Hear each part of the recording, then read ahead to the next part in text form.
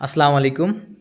আচ্ছা, আইএলটিএস বা PT score বা তোফেল, আইএলটিএস, পিটি, তোফেল, দুওলিঙ্গো যেটাই দেন, নরমালি এগুলার স্কোর যদি বেশি হয়, সেক্ষেত্রে কি আপনি স্কলারশিপ পাবেন কিনা, বা সেক্ষেত্রে ভিসা রেশিও কীরকম হবে? তো ভিসা রেশিও আইএলটিএসের উপর ডিপেন্ড করে কিনা বা স্কলারশিপের উপর ডিপেন্ড করে কিনা, এই রিলেটেড ভিডিও আমার ইউটিউবে দেওয়া আছে, তো কাইন্ডলি ওটা চেক আউট করবেন। আর হচ্ছে নর্মালি আমি যেটা এখন বলতে চাচ্ছি সেটা হচ্ছে, আপনি এই আইএলটিএসের স্কোর আপনার স্কলারশিপে ম্যাটার করে কিনা। দেখেন, স্কলারশিপ বা হচ্ছে ভিসার জন্য যদি 10টা ডকুমেন্টস লাগে, এই 10টার ভিতরে একটা হচ্ছে আপনার আইএলটিএস বা পিটি, তোফেল, যে যেটা দেন। কিন্তু এই আইএলটিএস মানেই সব কিছু না, এটা একটা ভাষার সার্টিফিকেট। ঠিক আছে, যে হ্যাঁ আপনার ইংলিশ ভাষায় একটা দক্ষতা আছে এবং দক্ষতার লেভেলটা হচ্ছে B2, B1 বা সি বা 6, 7, 8 যেটাই বলেন আপনি। ঠিক আছে, এটা হচ্ছে লেভেল, যে হ্যাঁ আপনি ইংলিশে আপনার এতটুকু দক্ষতা আছে, বা আপনি অন্য ভাষার একটা পরীক্ষা দিলেন, ওই ভাষার এতটুকু দক্ষতা, এটা হচ্ছে দক্ষতার সার্টিফিকেট, নাথিং এলস। এখন কথা হচ্ছে, স্কলারশিপের জন্য কি লাগে? স্কলারশিপের জন্য তারা আপনার একাডেমিক প্রোফাইল দেখে, তারা আপনার ল্যাঙ্গুয়েজ প্রোফাইল দেখে যেটা আইএলটিএস, তারা আপনার হচ্ছে এক্সট্রা কারিকুলাম অ্যাক্টিভিটিস দেখে। তো সব কিছু মিলে ওভারঅল চিন্তা করে আপনাকে একটা স্কলারশিপ দেয়।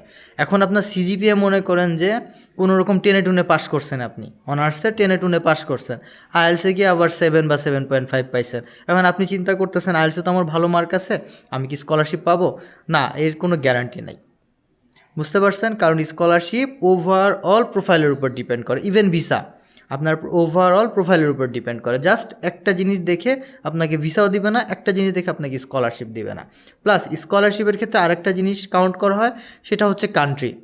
প্রত্যেকটা দেশ, প্রত্যেকটা ইউনিভার্সিটি, ওদের কান্ট্রি ওয়াইজ কিছু রিকোয়ারমেন্ট থাকে। ঠিক আছে, যে ওরা বাংলাদেশ থেকে এই ধরনের কোয়ালিটির ছেলেপেলেকে ওরা, বা এই ধরনের 5জনকে ওরা ভিসা দিবে, এই আপনার হচ্ছে স্কলারশিপ দিবে, সরি 5জনকে স্কলারশিপ দিবে। ইন্ডিয়া থেকে এই ধরনের প্রোফাইলের 10জনকে ওরা স্কলারশিপ দিবে।